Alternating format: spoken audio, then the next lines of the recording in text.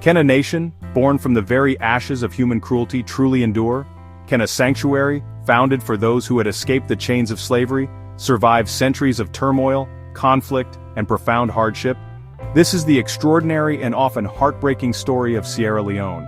It's a tale of a land forged in a crucible of hope, a place where the dream of freedom was planted in soil that had long been scarred by exploitation. The journey of this small West African nation is, honestly, a powerful testament to the resilience of the human spirit, a narrative that asks fundamental questions about identity, survival, and the enduring quest for peace and dignity. Its very existence is an answer to a question posed over 2 centuries ago. Here, on the coast of West Africa, a bold experiment was undertaken. The idea was simple, yet, revolutionary for its time: to create a home for formerly enslaved people, a province of freedom. This was not a simple return to an ancestral land, for many who arrived had been stolen from homes far across the continent. They came from different cultures, spoke different languages, and carried the deep wounds of their past. Yet they were united by a shared experience of suffering and a common yearning for a life of their own choosing. The challenge before them was immense, almost unimaginable. They had to build a new society from scratch, to forge a new identity, and to defend their fragile liberty against the powerful forces that still shaped the world around them. The landscape itself seemed to hold this promise. With its lush, forested mountains cascading down to pristine coastlines, it was named Sierra Leone, the Lion Mountains, by Portuguese explorers. The name evokes a sense of wild majesty, of untamed strength. But this natural beauty would become the backdrop for some of humanity's most profound struggles.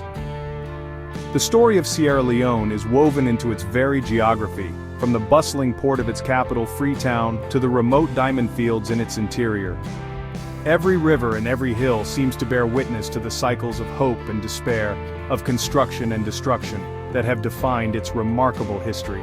We begin our journey by looking back, long before the first ships arrived with their human cargo, to understand the world that existed here.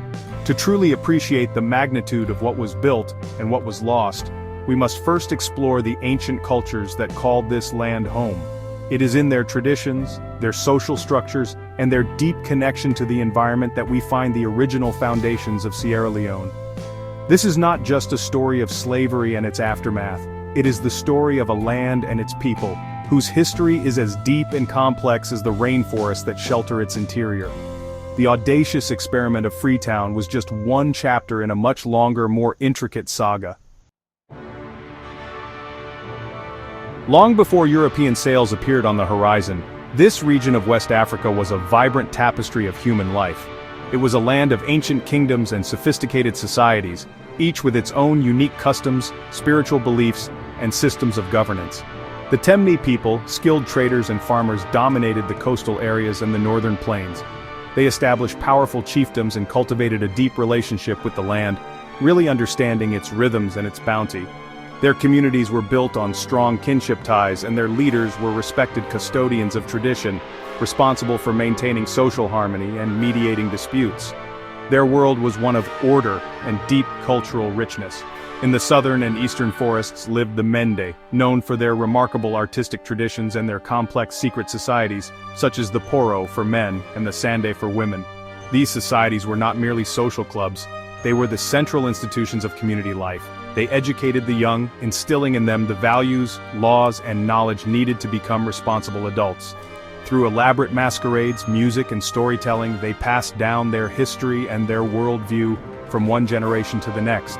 The intricate helmet masks of the Sande society, carved from wood, are a beautiful expression of their ideals of feminine grace and wisdom, a testament to a culture that valued both spiritual and social education. Further inland, other groups like the Limba, one of the region's oldest ethnic groups, and the Kono, who settled in the diamond-rich east, added to the diversity of the land. They lived in smaller, often self-sufficient communities, developing unique agricultural techniques suited to their specific environments. Trade flowed between these different peoples, not just in goods like salt, gold, and cola nuts, but also in ideas and cultural practices. This was not a static, unchanging world. It was a dynamic and interconnected region where cultures met, mingled, and evolved over centuries, creating a complex and resilient social fabric that was deeply woven into the natural landscape. This pre-colonial world was governed by its own logic, its own sense of justice, and its own understanding of power. Life was profoundly communal, with the well-being of the group often taking precedence over the individual. Traditions were the anchors that provided stability and meaning, connecting people to their ancestors and to the world of spirits they believed coexisted with them. It was into this intricate and well-established world that the first European explorers arrived, bringing with them new technologies, new ambitions, and a worldview that would ultimately shatter the old order and set in motion a chain of events that would change this land forever. The arrival of the Portuguese in the 15th century marked the beginning of a profound and painful transformation. Initially, their interest was in trade, gold, ivory, and spices. They established small trading posts along the coast, and for a time, interactions with local chiefdoms were based on a semblance of exchange. However, this relationship soon darkened with the dawn of the transatlantic slave trade. The demand for human labor on the plantations of the Americas turned this coast into a place of immense suffering. Local dynamics were corrupted as some chiefs were coerced or tempted into collaborating with the slavers, raiding neighboring communities to capture people who would be sold into bondage. The Lion Mountains now overlooked a coast of tears. The British followed, and by the 17th and 18th centuries, they had become the dominant force in the slave trade along this stretch of the West African coast. Islands like Bunce Island, located in the Sierra Leone River, were turned into horrific factories of human misery. Here, captured Africans were imprisoned, branded, and forced onto ships for the brutal Middle Passage. The scale of this enterprise was staggering, and its impact was devastating. It tore apart families, destroyed communities, and sowed seeds of distrust and violence that would linger for generations. The very fabric of society was frayed, as the trade in human lives became the dominant economic activity, overshadowing all else. Yet from this darkness, a flicker of light emerged. In the late 18th century, a movement to abolish slavery gained strength in Britain. Abolitionists like Granville Sharp conceived a radical plan to establish a settlement in Africa for freed slaves. This was the genesis of Freetown. The first group to arrive in 1787 were the Black Poor from London, followed by the Nova Scotian settlers, formerly enslaved people who had fought for the British in the American Revolutionary War in exchange for freedom. Later came the Maroons, rebellious slaves exiled from Jamaica. They were a diverse collection of people, bound together by the promise of a new beginning in a place they could call home. After Britain abolished the slave trade in 1807, the Royal Navy began intercepting slave ships off the African coast. The liberated Africans or recaptives on these vessels were brought to Freetown. Over the next several decades, tens of thousands of people from all over West and Central Africa found themselves in this new settlement. They spoke hundreds of different languages and came from a vast array of cultures. In Freetown, they were forced to create a new, shared identity. They adopted Christianity, learned English, and developed a unique Creole language, Creole, which blended English with various African languages. This was the birth of a new people, the Creole, forged in the crucible of Freetown's improbable dream. In 1808, Freetown and its surrounding peninsula were formally declared a British Crown colony. This move, at least in part, was meant to protect the settlement from hostile local chiefs and the lingering influence of slave traders. For the growing Creole population, British rule offered a certain degree of security and opportunity. They really embraced Western education with enthusiasm, and mission schools established in the colony produced a highly educated elite. Creoles became doctors, lawyers, teachers, and civil servants, not just in Sierra Leone but across West Africa. They served as intermediaries of empire, a privileged class who adopted Victorian customs and saw themselves as partners in the British civilizing mission. However, this partnership was never truly equal. As the 19th century moved forward, British ambitions expanded. They sought greater control over the interior of the country, the so-called protectorate, home to indigenous peoples like the Mende and Temna. This expansion was driven mostly by economic interests, especially the desire to control trade routes and natural resources. The British imposed their authority through a system known as indirect rule, governing through local chiefs. But this often undermined traditional power structures and created deep resentment.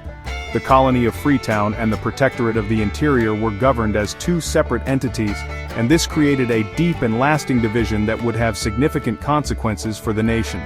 The imposition of British rule was not without resistance. A pivotal moment came in 1898 with the Hutt Tax War. The British administration decided to levy a tax on every dwelling in the Protectorate, supposedly to pay for the costs of colonial administration. For the indigenous chiefs and their people, this was the ultimate indignity, a tax on their own homes imposed by a foreign power. A Temne chief named Bai Bure became the leader of a fierce uprising against the British. Though the rebellion was ultimately suppressed, it was a powerful statement of defiance and a clear sign of the deep-seated opposition to colonial domination. It really exposed the fiction of a benevolent empire and highlighted the fundamental conflict at its heart. Throughout the colonial period, the Creole community occupied a complex and often precarious position. While they benefited from their relationship with the British, they also experienced the sting of racism and discrimination. As the colonial system became more entrenched in the late 19th and early 20th centuries, senior positions in the civil service that were once open to educated Creoles were increasingly reserved for white Europeans. This created a growing sense of frustration and disillusionment. The Creoles, who had once seen themselves as allies of the British, began to develop a more distinct political consciousness, one that would eventually fuel the broader movement for independence, bridging the gap between the colony and the Protectorate. The winds of change that swept across Africa after the Second World War did not bypass Sierra Leone. The call for self-determination grew louder, bringing together both the Creole elite of the colony and the emerging educated leaders from the Protectorate. Men like Sir Milton Margai, a doctor from a Menda background, skillfully navigated this complex political landscape. He founded the Sierra Leone People's Party, or SLPP, which managed to bridge the long-standing divide between the Creole and the peoples of the interior. His vision was for a unified nation, where all ethnic groups could work together for the common good. The path to independence was, for the most part, peaceful, achieved through negotiation rather than armed struggle. On the 27th of April, 1961, the Union Jack was lowered for the last time, and the new green, white, and blue flag of Sierra Leone was raised. It was a moment of immense joy and optimism. The streets of Freetown were filled with celebration as a new era dawned. Sir Milton Margai became the nation's first prime minister, and his calm, conservative leadership brought stability in those early years. There was this real feeling of boundless potential. With its rich natural resources, including diamonds and bauxite, and a well-educated populace, Sierra Leone seemed poised for a bright and prosperous future. The Athens of West Africa, as Freetown was once known, was now the capital of a proud, sovereign state. However, the foundations of the new nation were fragile. The colonial era had left behind a legacy of deep divisions. The political system was based on the British model, but it was often strained by ethnic and regional loyalties that ran deeper than any sense of national identity. The economic structure remained heavily dependent on the export of raw materials, making the country vulnerable to fluctuations in global market prices. The initial unity that had secured independence soon began to fray as competition for political power and control over the country's wealth intensified. The promise of 1961 was slowly being eroded by the realities of post-colonial governance. Following Sir Milton Margai's death in 1964, the political climate became increasingly turbulent. His brother Albert Margai took over, but his leadership was much more divisive. The 1967 election was a turning point. It was won by the opposition party, the All People's Congress, or APC, led by Siaka Stevens. But before he could take office, the military intervened, launching the first of several coups. This event shattered the nation's democratic hopes and set it on a path towards authoritarianism. When Siaka Stevens eventually came to power, he consolidated his rule, declared a one-party state, and presided over a system marked by corruption and political patronage. The inherited burdens of colonialism were now compounded by the failures of Sierra Leone's own leaders.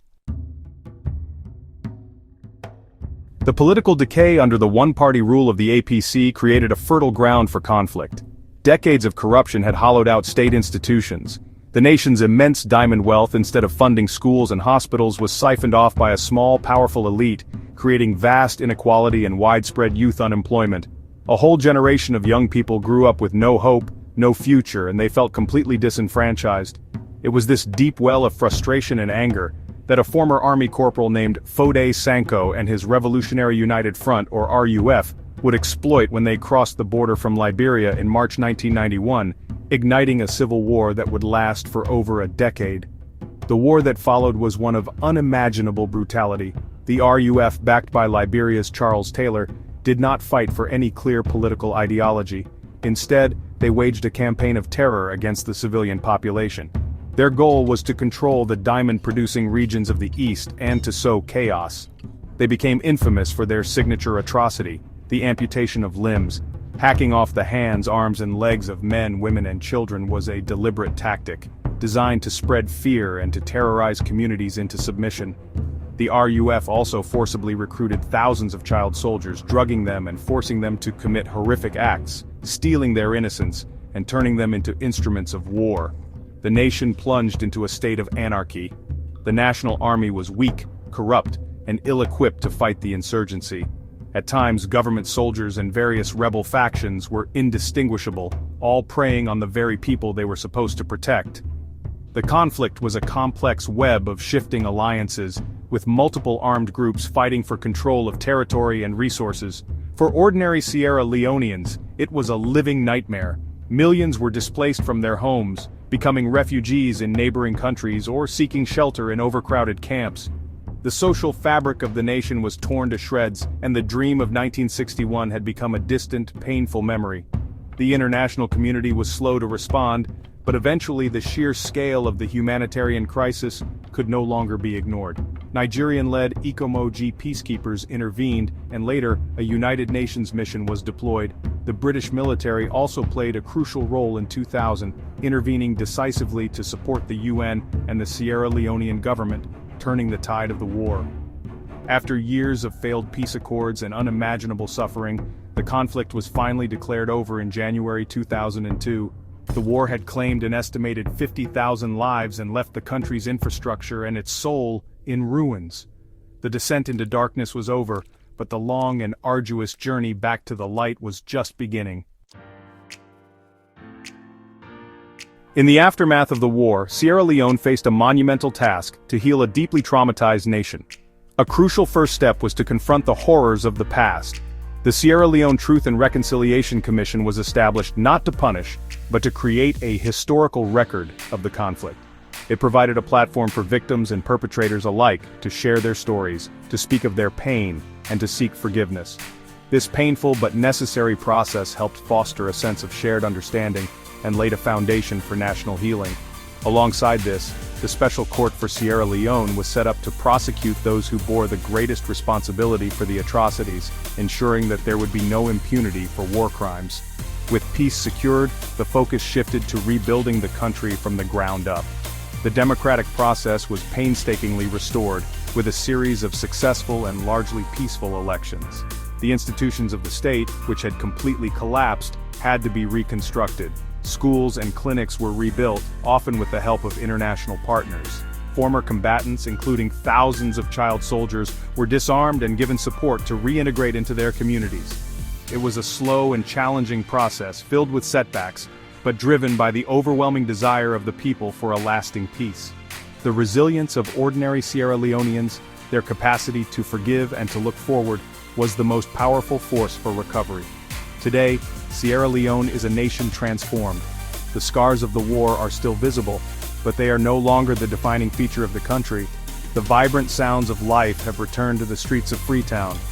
A new generation has grown up in peace, and they're filled with ambition and hope for the future. The country is making steady progress in education and healthcare, though, of course, immense challenges remain. The economy is growing, moving beyond its reliance on diamonds to explore opportunities in agriculture, fisheries, and tourism. The nation's culture, which was so brutally suppressed during the war, is experiencing a renaissance with a new wave of musicians, writers, and artists sharing their stories with the world. The journey of Sierra Leone is a profound lesson for humanity. It is a story that began with a unique promise of freedom, descended into the darkest depths of conflict, and has now emerged into the light of recovery and renewal. The nation still grapples with poverty and the lingering effects of corruption, but its spirit remains unbroken. From the bustling markets of Freetown to the quiet villages in the interior, there is a palpable sense of pride and a fierce determination to build a better future. The audacious experiment that began over 2 centuries ago has, against all odds, endured. The story of Sierra Leone is the ultimate proof that even from the deepest wounds of slavery and war, a nation can rise with dignity and hope towards strength.